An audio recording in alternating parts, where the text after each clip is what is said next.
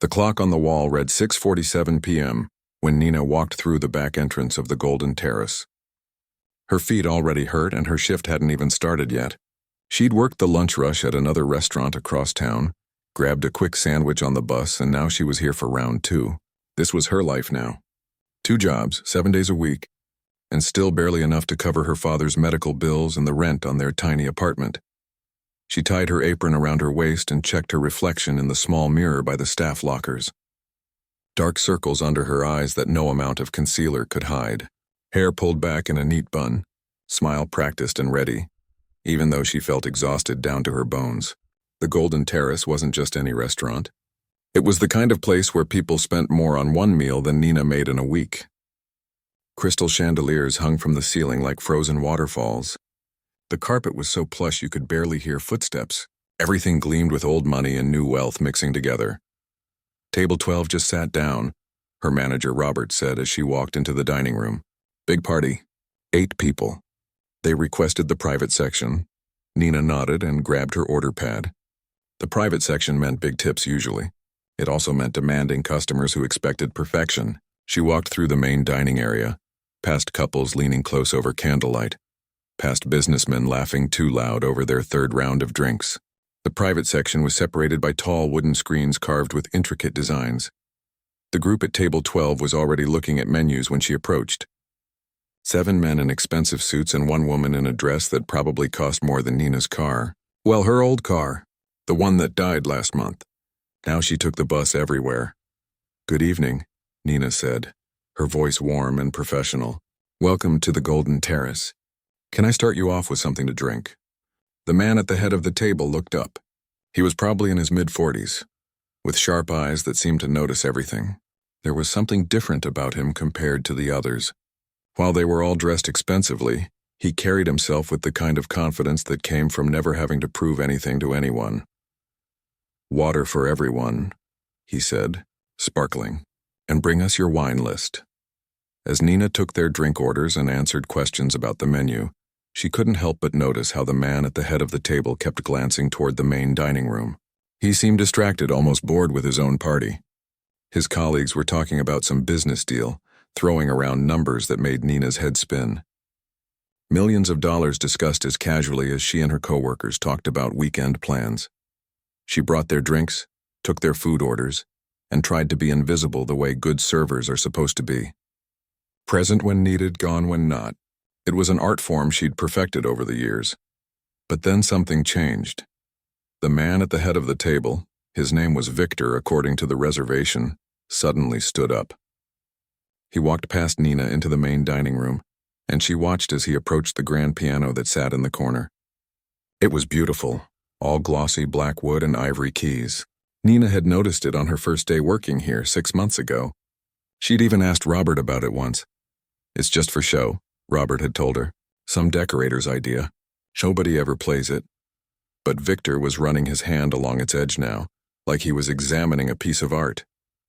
Then he came back to the table, and Nina noticed he was looking at something on his phone. He gestured for Robert to come over. Nina was refilling water glasses at a nearby table when she saw Robert's expression change. He looked surprised, then concerned. Then he glanced around the room. His eyes landed on Nina and her stomach dropped. Whatever was happening, she was somehow involved. Robert walked over to her. "Nina, can I speak with you for a moment?" They stepped away from the tables near the kitchen door. Robert lowered his voice. "The gentleman at table 12, Mr. Victor Chen. He's a very important customer. Very important. He's made an unusual request." "Okay," Nina said slowly. "He noticed on your employee file that you studied music. Classical piano, specifically." Nina's heart started beating faster. She had filled out that form when she was hired, listing her education history. 2 years at the music conservatory before she had to drop out. It felt like a lifetime ago now. "Yes, but I don't understand." "He wants someone to play the piano during his dinner. Background music. He's offering $5,000 for 2 hours.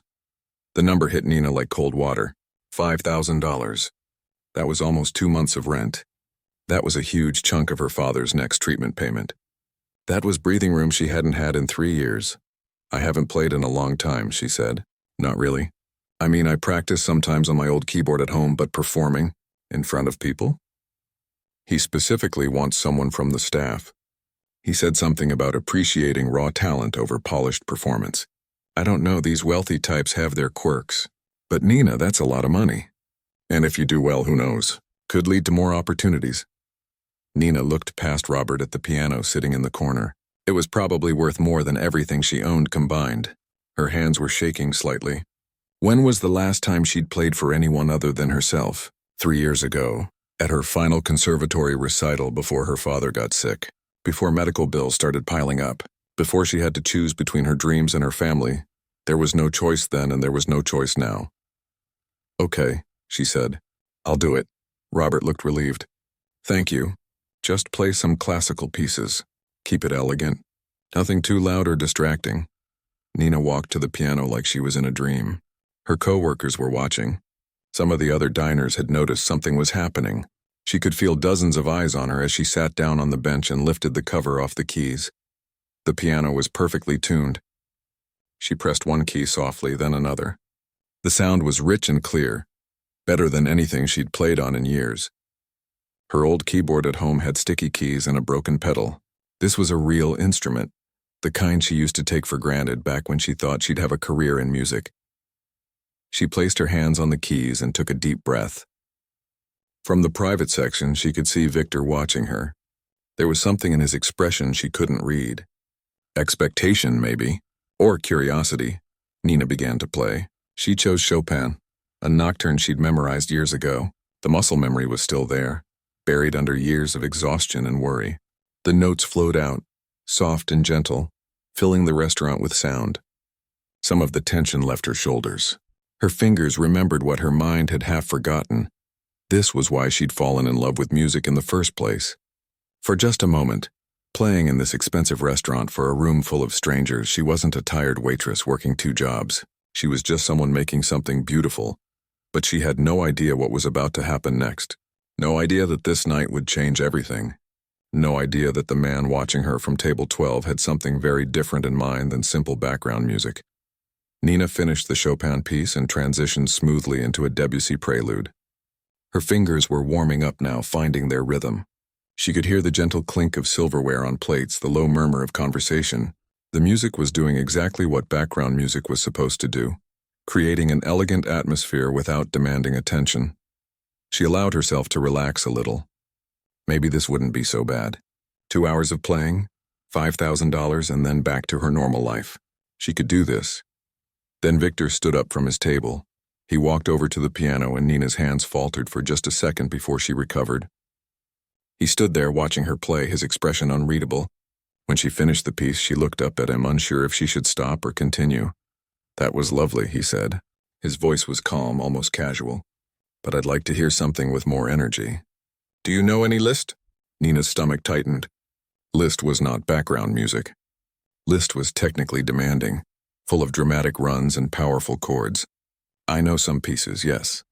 Hungarian Rhapsody No. 2, can you play that? She hadn't played that piece in years. It was difficult. Showy, the kind of thing you performed in a concert hall, not a restaurant. But she nodded. I can try. Good, Victor said and walked back to his table. Nina placed her hands on the keys and began. The piece started deceptively calm, but she knew what was coming. Soon her fingers were flying across the keys, hitting the rapid passages that made Liszt famous. Her heart was pounding. This wasn't what she'd agreed to. This was a performance, not background music. When she finished, a few people in the restaurant actually applauded. Nina felt heat rise to her cheeks. She wasn't supposed to be the center of attention. She was supposed to be invisible. Victor appeared at the piano again. Excellent. Now can you play something more modern? Do you know any ragtime? Scott Joplin, perhaps. The Entertainer? Nina asked. Perfect. She played it. Then he requested another piece. And another. Each time she finished, he would return with a new request, a new challenge. Beethoven, Mozart, Gershwin. He was testing her, pushing her repertoire to its limits. The other diners were fully watching now. Some looked entertained. Others looked uncomfortable, like they were witnessing something awkward. Nina's back was starting to ache. Her wrists felt strained. She'd been playing for over an hour without a real break, and Victor showed no signs of stopping. His dinner companions had grown quiet, occasionally glancing at their host with confused expressions. This clearly wasn't what they'd expected from their business dinner. Between pieces, Nina caught sight of Robert near the kitchen. He looked worried, probably wondering if he should intervene but too afraid of offending such an important customer. Her co-workers were whispering to each other, casting sympathetic looks her way. "Can you improvise?" Victor asked, appearing beside the piano yet again. "I'm sorry?" Nina's voice came out strained. "Improvise. Take a melody and create variations. Any musician worth their salt should be able to improvise." There was something in his tone that made Nina's exhaustion shift into something else. Frustration, maybe even anger. She'd been playing for over an hour, performing difficult pieces from memory, and it still wasn't enough. What was this man trying to prove? "I can improvise," she said, her voice steadier than she felt. "Show me. Take Twinkle, Twinkle, Little Star and make it interesting. A children's song." He wanted her to improvise on a children's song. In front of all these people. Nina felt something inside her crack just a little. She thought about the $5,000. She thought about her father's medical bills. She thought about the bus ride home she'd have to take after this, and the early shift she had tomorrow at her other job. She played Twinkle, Twinkle, Little Star, but she played it in a minor key first, dark and haunting. Then she shifted to a jazz style, adding complex harmonies, then classical, weaving in elements of Bach. Her frustration poured into the keys, and somewhere in the middle of it she forgot about Victor watching her. She forgot about being tested. She just played. When she finished, there was silence. Then Victor smiled. It wasn't a warm smile exactly, but there was something in it. Recognition, maybe, or satisfaction. "Very good," he said. "One more request. Can you play something fast? Something that shows technical skill? Your choice." Nina's hands were trembling now, partly from fatigue and partly from emotion she was trying to keep buried. She chose Flight of the Bumblebee. It was showing off, and she knew it. The piece was famous for being incredibly fast, a blur of notes that tested any pianist's speed and accuracy. Her fingers attacked the keys. She played it faster than she probably should have, her frustration giving her energy.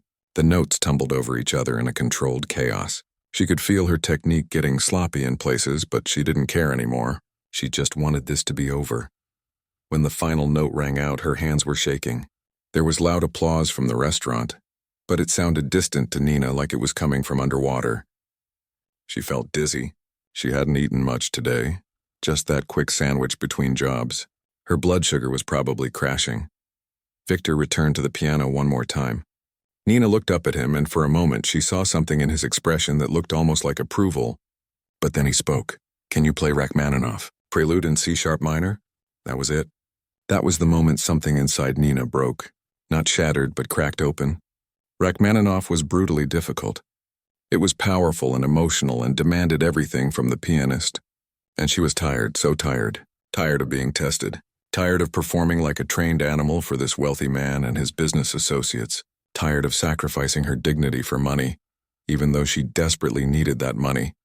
Nina stood up from the piano bench. Her legs felt unsteady, but she stood. The restaurant had gone very quiet. Everyone was watching now, sensing that something was shifting. "Mr. Chen," she said, surprised by how steady her voice sounded, "I've played everything you've asked for over an hour. I've performed difficult pieces from memory, improvised on demand, and pushed myself to my technical limits." Victor raised an eyebrow. He didn't look angry, just curious. "Is there a problem?" "No," Nina said. "No problem.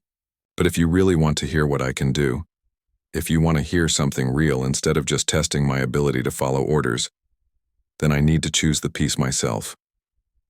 The silence that followed felt heavy. Nina was acutely aware of Robert standing near the kitchen, probably having a heart attack watching his employee talk back to a customer. She was aware of her co-workers' shocked faces. She was aware that she might have just thrown away $5,000 and possibly her job. But she was also aware of something else.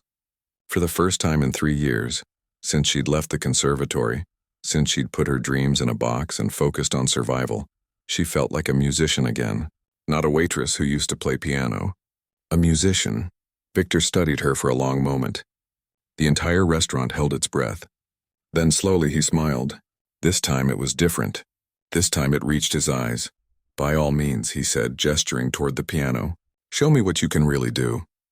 Nina sat back down at the bench. Her hands were still shaking, but now it was for a different reason. She closed her eyes and let herself feel everything she'd been pushing down. The exhaustion, the sacrifice, the love for her father that had cost her everything she'd worked for. The music she'd lost and the music that still lived inside her, waiting. Nina kept her eyes closed for a moment longer. She thought about the last 3 years. The phone call from the hospital. Rushing there to find her father unconscious. The doctors using words like stroke and partial paralysis and long-term care. She remembered sitting in the financial advisor's office at the hospital, looking at numbers that made no sense. How could saving someone's life cost so much? She remembered the day she withdrew from the conservatory. Her professor had tried to talk her out of it. You have real talent, Nina. Don't throw it away. There are scholarships, loans, ways to make this work. But there weren't? Not really. Not when someone you love needs you now, not later. She'd packed up her small dorm room, sold her good piano to a music store for a fraction of what it was worth, and moved back home. The apartment was smaller than she remembered. Her father's bedroom had been converted into a makeshift recovery room. Physical therapy equipment, pill organizers, a wheelchair folded in the corner. She remembered the first time she went to the keyboard after all that. Her old electronic keyboard from high school, the one with the plastic keys that didn't feel quite right. She'd started to play, and her father had called out from his room. Sweetie, could you play something quieter? My head hurts. So she'd turned the volume down until it was barely audible, and somehow over the months she'd stopped playing altogether. What was the point? Music was something from her old life, her before life. But now, sitting at this beautiful piano in this expensive restaurant with everyone watching, Nina realized something. She hadn't stopped being a musician. She'd just forgotten how to be one. She opened her eyes and placed her hands on the keys. The piece she was about to play didn't have a name. She'd written it 2 years ago, during one of the hardest periods after her father's stroke. It was late at night, he was sleeping, and she'd pulled out her old keyboard. She'd put on headphones so she wouldn't wake him, and she'd played until her fingers were numb. Not other people's music, her own. The piece started quiet, almost a whisper. Single notes in the high register like raindrops on a window, delicate and uncertain. Nina let the silence between notes breathe. This wasn't about showing off her speed or her technical skill. This was about telling a story that she couldn't tell with words. The melody developed slowly. The left hand came in with a gentle rolling pattern, like waves or a heartbeat, steady and constant. The right hand began to build on the simple melody, adding more notes, more complexity. But it never got loud. Not yet. Nina thought about her father as she played. The way he used to dance in the kitchen when she was little, spinning her around until she was dizzy with laughter.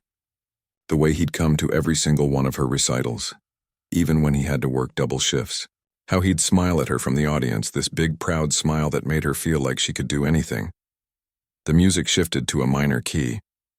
This was the hard part, the part that represented the phone call, the hospital, the moment everything changed. The chords got heavier, more dissonant. There was tension in the music now, questions without answers. Nina's fingers pressed harder into the keys. She felt tears starting to form, but she kept playing. She could feel the restaurant around her, the complete silence. No one was eating. No one was talking. Even the kitchen had gone quiet. But Nina was barely aware of any of it. She was somewhere else in the place where music lived, the piece built to its emotional center. This was the part she'd written at 3 a.m, sitting in her dark living room with the headphones on, crying so hard she could barely see the keys. It was the moment of accepting that life had changed forever, that dreams had to be put away, that sometimes love meant sacrifice and sacrifice meant loss. The music was loud now, not because of volume but because of intensity. Both hands were moving together, playing thick chords that resonated through the piano and into the floor. Nina's whole body was involved in the playing, swaying slightly, feeling each note in her chest. And then, just as the music reached what seemed like its breaking point, it softened. The resolution came not as a triumphant return to the major key, but as something gentler. Acceptance, maybe, or hope, not the bright, naive hope of someone who doesn't know how hard life can be, the quiet, steady hope of someone who's been through darkness and decided to keep going anyway. The final section brought back the opening melody. but transformed. Richer now, more layered. The left hand provided a deeper foundation, while the right hand wove variations on the theme. It was the same story, but told by someone who'd lived through it and found meaning in it. Nina played the last notes very softly. They hung in the air for a moment, then faded. She kept her hands on the keys even after the sound had died away, not quite ready to come back to the real world. Then she heard it. At first she thought someone had dropped something, but it wasn't that. It was applause, starting with one person, then spreading through the restaurant like wildfire. Nina opened her eyes and turned around. Everyone was standing. Every single person in the restaurant was on their feet, applauding. Not the polite golf clap kind of applause she'd heard after the other pieces. Real applause. Some people had tears on their faces. The woman at Victor's table was wiping her eyes with her napkin. Even the kitchen staff had come out and were clapping by the door. Nina stood up from the piano bench on shaky legs. She felt lightheaded, like she'd just run a marathon. She'd forgotten how much energy real playing took, how much it demanded from you emotionally and physically. She wiped her own eyes and realized her face was wet with tears. She hadn't even noticed she'd been crying. Victor was walking toward her. Nina braced herself, unsure what to expect. Was he angry that she'd played her own piece instead of something famous? Was he disappointed? But when he reached her, his expression was different than it had been all evening. Softer somehow. What was that piece called? He asked quietly so only she could hear over the continuing applause. It doesn't have a name, Nina said. Her voice was hoarse. I wrote it 2 years ago. I've never played it for anyone before. Victor nodded slowly, like this information confirmed something he'd been thinking. He reached into his jacket pocket and pulled out a business card. Not a standard business card, Nina noticed. This one was heavier, more elegant. It had his name and a single phone number embossed in gold. I need to tell you something, Victor said. And I need you to listen carefully because what I'm about to say is going to sound strange. Nina took the card, confused. The restaurant was still applauding. Robert was making his way toward them, probably to make sure everything was okay. Some of the other diners were starting to return to their seats, though many were still watching. Everything tonight, Victor continued. Every request I made, every piece I asked you to play, it was a test, but not the kind of test you probably think. I don't understand, Nina said. I wasn't testing your ability to play piano. I was testing your spirit, your character. I needed to see if you would break under pressure, or if you would stand up for yourself. I needed to see if you had something real inside you, something that couldn't be taught or bought. Nina stared at him. Why? Because, Victor said, I run a foundation. We find artists who have real talent but lack opportunity. We give them scholarships, connections, performance opportunities. But the most important thing we look for isn't technical skill, it's authenticity. Heart. The willingness to choose art over comfort. He gestured to the card in her hand. That piece you just played, the one you wrote yourself, the one you were afraid to share. That's what I was waiting to hear. Not Rachmaninoff or Liszt or anyone else. You. Nina's mind was racing, trying to process what he was saying. But how did you know I would... I didn't, Victor interrupted. Most people don't. Most people just keep playing what I ask, take the money, and go home. You're the first person in 2 years to stop and demand to play something real. The applause had finally died down. The restaurant was returning to its normal hum of conversation, though many people were still glancing toward the piano, toward Nina. Call me, Victor said. Tomorrow. We need to talk about your future. Then he walked back to his table, leaving Nina standing by the piano, holding a business card that might change everything. Nina couldn't sleep that night. She lay in bed staring at the ceiling, the business card on her nightstand catching the streetlight from outside. Victor Chen, founder and director, the Resonance Foundation. The rest of her shift had passed in a blur. Robert had pulled her aside afterward, half concerned and half amazed. I've never seen anything like that, he'd said. Are you okay? Do you know who that man is? She didn't, really. After getting home, she'd looked him up on her phone. Tech entrepreneur. Sold his first company for hundreds of millions in his 20s. Started 3 more after that. But the articles that interested her most were the ones about his foundation. Stories of unknown artists getting their big break. A violinist from a small town who now played with major orchestras. A painter whose work hung in galleries around the world. a dancer who'd been teaching in a community center and was now choreographing for professional companies. All of them had one thing in common. Victor had discovered them in unusual ways. He never went to auditions or reviewed portfolios like normal foundations. He found people in real life, in moments when they thought nobody important was watching. Nina rolled over and looked at the clock. It was at 10 a.m. In a few hours, she had to be at her morning job. She should be sleeping. But her mind wouldn't stop racing. What if this was real? What if calling that number actually changed something? But also, what if it didn't?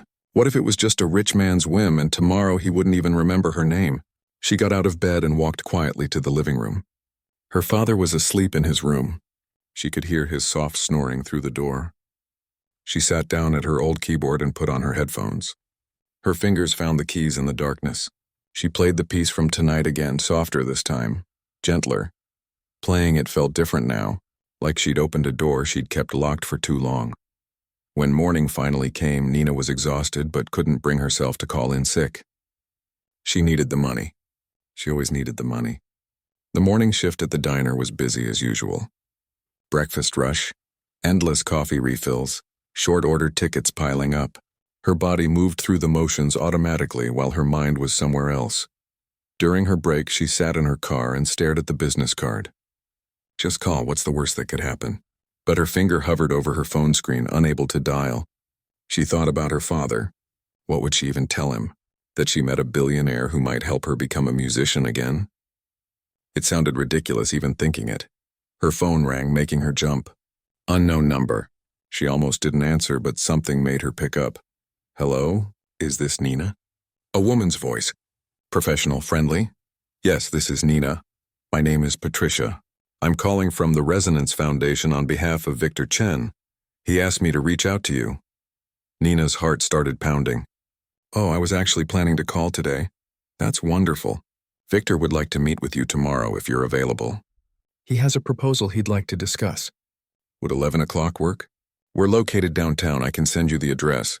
Tomorrow, 11 o'clock. Nina thought about her schedule. She had the lunch shift at the Golden Terrace starting at noon. Yes, she heard herself say. 11 works. Perfect. I'm sending the details to your phone now. Oh, and Nina? Victor wanted me to tell you something. He said to bring your music. Any original compositions you have, even if they're just sketches or recordings on your phone. He wants to hear everything. After they hung up, Nina sat in her car feeling like she just stepped into someone else's life. This morning she'd been a waitress, and now she was going to meet with a foundation about her music. Her music. She hadn't thought of herself as someone who had music to share in so long. That evening, after both shifts were done, Nina came home to find her father awake and sitting in the living room. He'd had a good day. Sometimes his words were clearer than others, and today was a clear day. Hey, Dad, she said, dropping her bag by the door. Long day? He asked. His speech was slower since the stroke, but understandable. Yeah, but something happened. She sat down next to him and told him everything. About Victor, about playing the piano, about the phone call from the foundation. As she talked, she watched his face. She saw surprise, then concern, then something else. Pride, maybe? Or hope. Your mother would be proud, he said when she finished. Nina's mother had died when she was 12. Cancer, quick and brutal.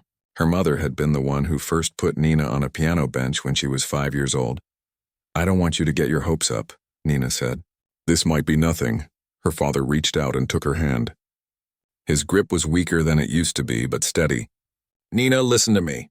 When you quit school to take care of me, I never asked you to do that. Dad, we've talked about this. Let me finish. I never asked you to give up your dreams. You chose that. And I'm grateful, don't misunderstand. But I've watched you these 3 years working yourself to death, and you know what the worst part has been? Not my health. Not the wheelchair or the therapy or any of it. It's been watching you lose the light in your eyes. The light that used to be there when you played music. Nina felt tears starting. I had to choose. No, he said firmly. You thought you had to choose. Between me and music. But sweetheart, those things aren't opposites. You taking care of me doesn't mean you have to stop being who you are. If this foundation is real, if they're offering you a chance, you take it. You hear me? You take it. The next morning, Nina put on the one professional outfit she owned. A simple black dress and the good shoes she usually saved for special occasions. She'd stayed up late gathering her music. She had a notebook full of handwritten compositions. Most of them were incomplete, just ideas she'd sketched out over the years. She had a few recordings on her phone, too. Melodies she'd hummed and saved, planning to develop them later. The Resonance Foundation's office was in a beautiful old building downtown, all brick and tall windows. The lobby had artwork on the walls, paintings and photographs. A grand piano sat in one corner. Nina gave her name to the receptionist and Patricia came out to greet her. "Nina, so glad you could make it. Victor is finishing up a call, but he'll be ready in just a few minutes. Can I get you water, coffee?" "Water would be great," Nina said. Her mouth was dry. Patricia led her to a conference room. The walls were covered with photographs. Nina stepped closer to look at them. They were all pictures of performances, orchestra halls, galleries, theaters, and in each photo, someone was performing or displaying their work. The artists Victor had helped. "That's our wall of success stories," Patricia said, handing Nina a glass of water. "Every person there came from circumstances like yours. Talented people who needed an opportunity." The door opened and Victor walked in. He looked different in daylight, less intimidating somehow. He was carrying a folder and smiled when he saw Nina. "Thank you for coming," he said, sitting down across from her. "I hope Patricia explained why I wanted to meet." "Not really," Nina admitted. "She said you had a proposal." "I do. But first, I want to explain something." "Did you research my foundation?" "A little. I saw the artist you've helped. Then you know I'm serious about this. My foundation has one mission: finding exceptional talent that's been overlooked or undervalued. Last night, I heard something in your playing that I haven't heard in a long time. Not technical perfection, something more important: truth." He opened the folder and slid a document across the table to Nina. "This is a 3-year fellowship, full scholarship to complete your music education at any conservatory you choose, a living stipend so you don't have to work while you study. And at the end, we arrange performance opportunities. Concert halls, recording sessions, connections with people in the industry." Nina stared at the paper. The numbers written there were more money than she'd made in the past 3 years combined. "I don't understand. Why me? You heard me play for 2 hours. How do you know I'm worth this investment?" "Because of exactly what you just said. Most people, if I handed them this fellowship, would just take it and say thank you. You're questioning whether you deserve it. That tells me everything I need to know about your character." Victor leaned forward. "I'm going to tell you something I don't usually share. My younger sister was a musician. Incredibly talented. She wanted to go to music school, but my parents pressured her to study business instead. Something practical, they said. Something that would guarantee a future. She gave in to that pressure. She got a business degree, got a good job, did everything right, and she was miserable." He paused, and Nina could see real pain in his eyes. "She died 5 years ago. Car accident. She was 31 years old. At her funeral, her best friend told me that she'd been composing music in secret, dozens of pieces that nobody ever heard because she never had the courage to share them. The room was very quiet. I started this foundation because of her. Because I couldn't help her, but I can help people like her. People like you. Talented people who get told their dreams aren't practical, who sacrifice their art for survival. I can't bring my sister back, but I can make sure her story doesn't keep repeating." Nina's vision was blurry with tears. She looked down at the fellowship document again. 3 years. Full funding. A chance to finish what she'd started. "There's one condition," Victor said. "You have to want this. Not for the money. Not because it's an opportunity you can't refuse, but because making music is who you are. So I'm asking you directly, if money wasn't a factor, if your father's medical bills were magically paid, if you had complete freedom to choose, would you choose music?" Nina thought about her father's words last night, about the light in her eyes. She thought about how she felt sitting at that piano, playing the piece she'd written, how for those minutes she hadn't been tired or worried or afraid. She'd just been herself. "Yes," she said, "I would choose music." Victor smiled and pushed the document closer to her. "Then let's talk about what happens next." The next few weeks passed like a dream Nina kept expecting to wake up from. She'd signed the fellowship papers, but signing something and believing it were two different things. Victor's foundation moved quickly. They'd arranged everything. Her father would have a full-time care assistant, paid for by the foundation. His medical bills, the ones that had been crushing her for 3 years, were being handled through a grant program Victor had connected them with. Nina had cried when Patricia explained this part. Not just regular crying, but the kind of sobbing that comes from years of carrying weight you didn't know how to put down.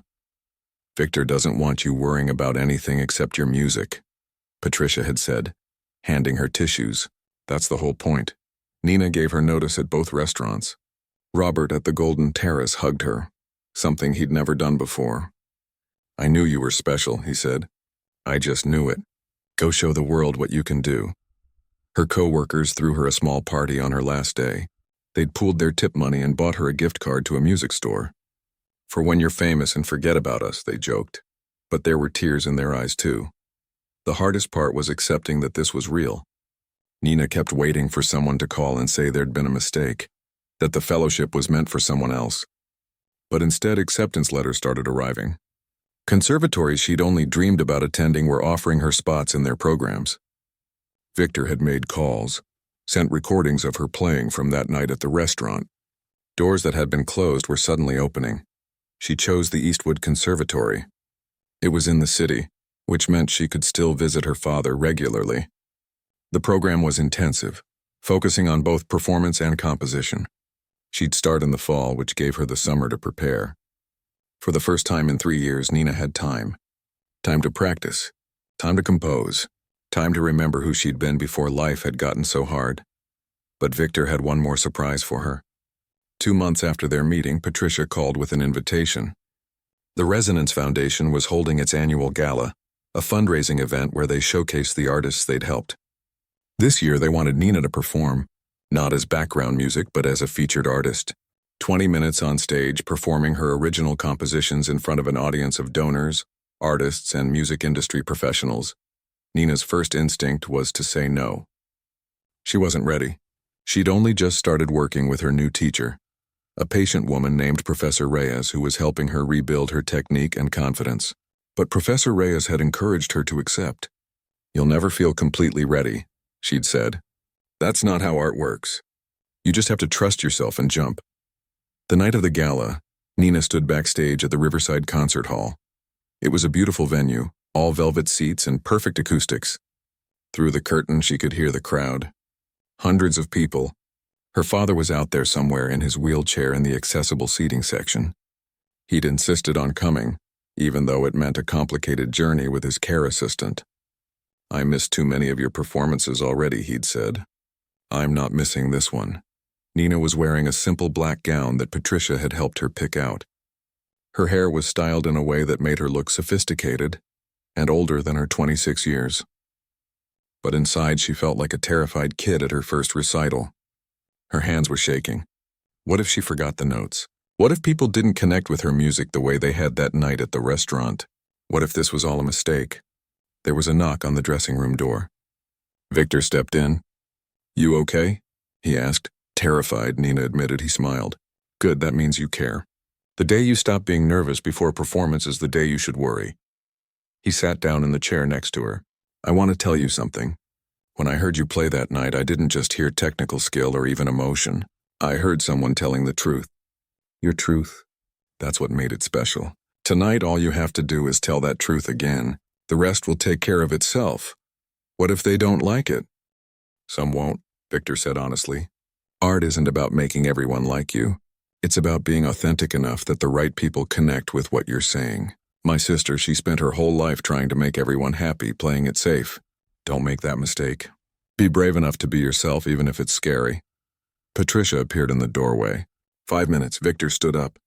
You've got this. I'll be in the audience, cheering embarrassingly loud. Then Nina was alone. She closed her eyes and thought about everything that had brought her to this moment. Her mother, teaching her first chords on the piano when she was 5. Her father, sitting in the audience at every childhood recital. The phone call about his stroke. The years of sacrifice and exhaustion. Meeting Victor.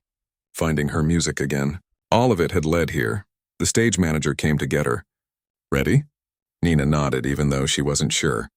But maybe that was okay. Maybe you didn't have to be sure. You just had to be willing to try. She walked onto the stage and the applause washed over her. The lights were bright, making it hard to see individual faces in the audience. She sat down at the grand piano, adjusted the bench, and placed her hands on the keys. The hall went quiet. This was it. Nina began with the piece she'd played that night at the Golden Terrace, the one about loss and hope and finding light in darkness. But it sounded different now. She'd refined it, developed it further with Professor Reyes's help. It had grown the way she had grown. As she played, Nina felt something shift inside her. The nervousness didn't disappear, but it transformed into something else. Energy, purpose. She wasn't just playing notes. She was sharing a piece of herself the way Victor had talked about. Her struggles, her love for her father, her dreams that had almost died but didn't. All of it was in the music. The first piece ended to strong applause. Nina moved into her second composition, a lighter piece she'd written recently. It was about new beginnings, about doors opening when you thought everything was closed. The melody was hopeful, dancing, full of possibility. For her final piece, Nina played something she'd finished just last week. She called it The Return in her mind, though she hadn't told anyone that. It was about coming back to yourself after being lost, about finding your way home. The music started quiet and uncertain, but built to something powerful and sure. It was her story, from the hospital waiting room to this stage, from feeling broken to feeling whole again. When she played the final note, there was a moment of complete silence. Then the audience rose to their feet. The applause was thunderous. Nina stood and bowed, and for the first time she didn't feel like an imposter. She felt like a musician. After the performance, people lined up to talk to her. Professors from other conservatories, professional musicians, people from record labels. Someone wanted to commission a piece. Someone else wanted to discuss a collaboration. It was overwhelming, but Patricia stayed by her side, helping her navigate the attention, collecting business cards and making notes. Finally, Nina found her father. He was crying, not even trying to hide it. "Your mother saw that," he said. "I know she did. She was here tonight." Nina hugged him, careful of his fragile frame. "I couldn't have done this without you, Dad." "No," he said firmly. "You did this because of who you are. I just had the privilege of watching." Later that night, after the crowd had dispersed and the hall was quiet, Nina sat alone at the piano one more time. She played softly just for herself. In 6 months, her life had completely changed. She'd gone from a waitress working 2 jobs to a musician with a future. But the most important change wasn't external. It was internal. She'd remembered who she was. She'd found her voice again. Victor appeared from the shadows. "One more time," he said. "Play the piece from the restaurant." The first version. Nina played it. The raw, unpolished version she'd created in her dark living room 3 years ago. It sounded different now because she was different. But it was still honest. Still true. When she finished, Victor was quiet for a moment. "My sister would have liked you," he said finally. "She would have been proud to know that her story helped change yours." "I won't waste this," Nina promised. "This opportunity, this chance, I'll make it count." "You already have," Victor said. "The moment you stood up at that piano and demanded to play your own music, you'd already made it count. Everything else is just the continuation of that choice." 6 months later, Nina performed her first full concert with the city's Philharmonic Orchestra. They played her composition, the one she'd expanded into a full orchestral piece. Her father was in the audience again, in the front row this time. So was Victor. So were her former co-workers from both restaurants. And so were hundreds of other people who'd heard about the waitress who became a composer. But Nina wasn't thinking about any of that as she stood on stage, listening to the orchestra bring her music to life. She was thinking about a night in a restaurant when a billionaire had challenged her to be brave. When she'd stood up and chosen to be herself, even though it was terrifying. That moment had changed everything. Not because someone had rescued her or made her dreams come true, but because she'd rescued herself. She'd found the courage to believe that her music mattered, that her voice deserved to be heard. The orchestra reached the final crescendo, and Nina felt tears on her face. Happy tears this time, because she'd learned something important. Dreams don't die just because life gets hard. Sometimes they just hibernate, waiting for you to be ready to wake them up again. And when you finally do, when you find the courage to stand up and say, "This is who I am, this is what I have to offer," the world listens. It had all started with one song, one moment of bravery, one choice to be authentic instead of safe. And that had made all the difference. 2 years had passed since Nina's first concert with the Philharmonic Orchestra. The small apartment she shared with her father had transformed into something unrecognizable. Where medical equipment once cluttered the living room, there was now a beautiful upright piano.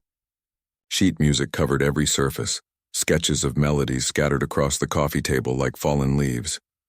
Nina's father was sitting in his favorite chair, watching her practice. His health had stabilized thanks to the better care they could now afford. The stress lines around his eyes had softened. He still needed help with daily tasks, but there was color in his cheeks again. Hope had a way of healing things that medicine couldn't touch.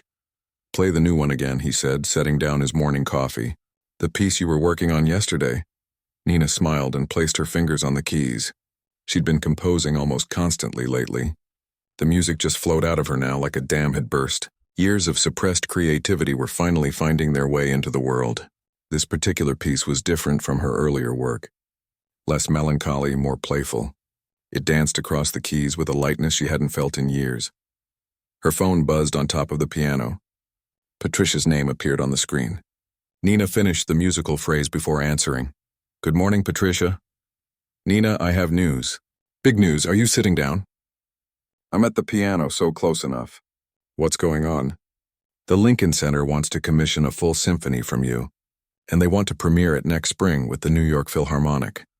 Nina's hands went still on the keys. The Lincoln Center. Every classical musician dreamed of performing there. And they wanted her music, not just her performance. "Are you serious?" she whispered, completely serious. "Victor got the call this morning. They heard your orchestral piece from last year's concert, and they want something bigger, a full 40-minute symphony. They're offering enough money to cover your living expenses for the next 2 years while you write it." Nina felt dizzy. She looked at her father, who was watching her with curious eyes. "I need to think about this," she said into the phone. "Of course. Take your time, but Nina, this is the kind of opportunity that changes careers. This is your moment." After they hung up, Nina sat in silence. Her father wheeled his chair closer to the piano. "Good news or bad news?" he asked. She told him everything. About the commission, the money, the prestige of performing at Lincoln Center. Her father listened without interrupting, the way he always did when something important was happening. "So what's the problem?" he asked when she finished. "I don't know if I'm ready. A symphony is huge. It's not just a song or even a longer piece. It's a statement. It's saying that I belong in the same conversation as the great composers. What if I'm not good enough? What if I fail?" Her father was quiet for a long moment. Then he reached out and touched the piano keys, pressing down a single note. The sound rang clear and pure in the small room.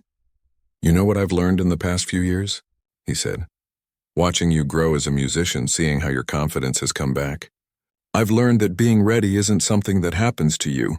It's something you choose." He pressed another key, then another, picking out a simple melody with one finger. "When you played at that restaurant, were you ready for what happened next?" "No," Nina admitted. "When you performed at the gala, were you ready for that?" "Not really." "When you played with the orchestra, were you ready?" Nina laughed despite her nervousness. "I was terrified, but you did it anyway. And each time you weren't just ready enough. You were magnificent. Because you didn't wait for permission or certainty. You just trusted yourself and your music." Nina looked at the sheet music scattered around the room. Dozens of pieces she'd written in the past 2 years. Songs about heartbreak and healing, about struggle and triumph, about ordinary moments that felt extraordinary when viewed through the lens of music. Maybe her father was right. Maybe she was ready, even if she didn't feel like it. The next few months were a blur of composition and revision. Nina rented a small studio space where she could work without disturbing her father. She'd arrive each morning with coffee and a notebook, and lose herself in the music for hours at a time. The symphony was taking shape slowly, movement by movement. The first movement was about beginnings.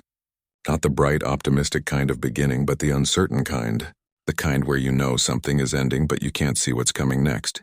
It started with a single instrument, a lone voice calling out into silence. Other instruments joined gradually, carefully, like people learning to trust each other. The second movement was chaos. All the fear and confusion and overwhelming change that comes when life falls apart. The music crashed and swirled, different sections of the orchestra pulling in different directions. But underneath the chaos, Nina wove a steady rhythm. A heartbeat.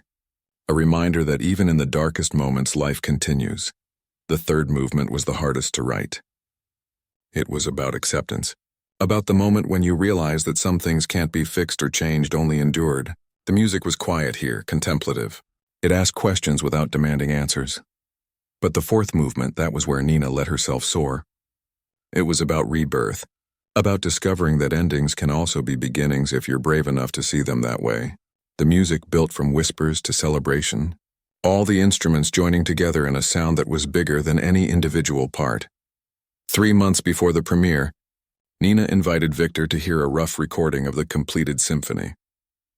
They met at her studio, a cramped room with a digital piano and speakers that had seen better days. But when the music filled the space, the room seemed to expand. Victor listened without speaking for the full 40 minutes.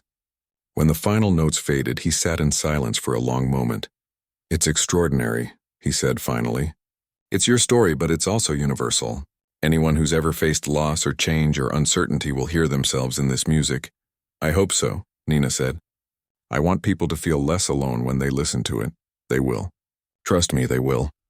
The night of the premiere arrived faster than Nina expected. Lincoln Center was everything she'd imagined and more.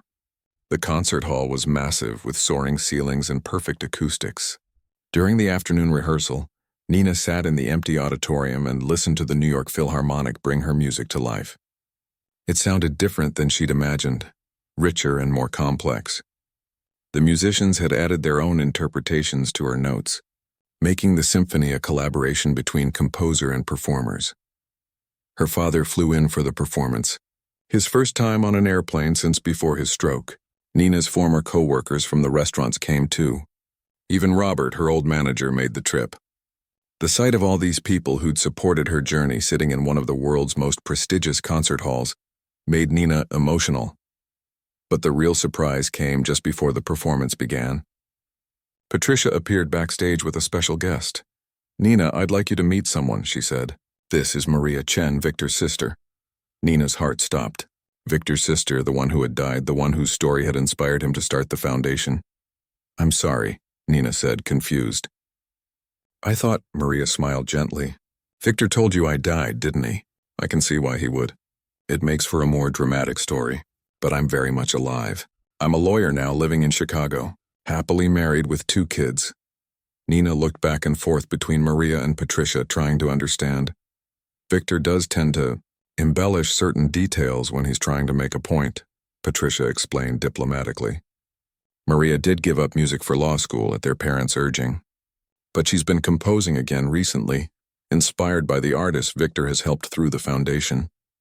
Nina sank into a chair. "So the whole story about you dying in a car accident? Complete fiction," Maria said cheerfully. "Though I am flattered that my brother thinks my abandoned musical career was tragic enough to build an entire foundation around. The truth is, I'm perfectly happy with my choices. But I wanted to be here tonight because your music is beautiful, and you deserve to know that Victor's foundation isn't built on tragedy. It's built on hope." Before Nina could fully process this revelation, it was time to take the stage. She walked out to thunderous applause, her mind still reeling from the truth about Maria. But as she stood in front of the orchestra, none of that mattered. What mattered was the music. She raised her baton and the symphony began. For 40 minutes, Nina conducted her own story. She watched the musicians interpret her emotions, her struggles, her triumphs. She saw audience members lean forward during the quiet moments, felt them hold their breath during the dramatic passages. This was what she'd been born to do. Not just write music, but share it. Make people feel less alone in their own struggles. When the final note faded, the silence lasted for what felt like forever. Then the audience erupted. They stood as one, applauding not just politely, but with genuine enthusiasm.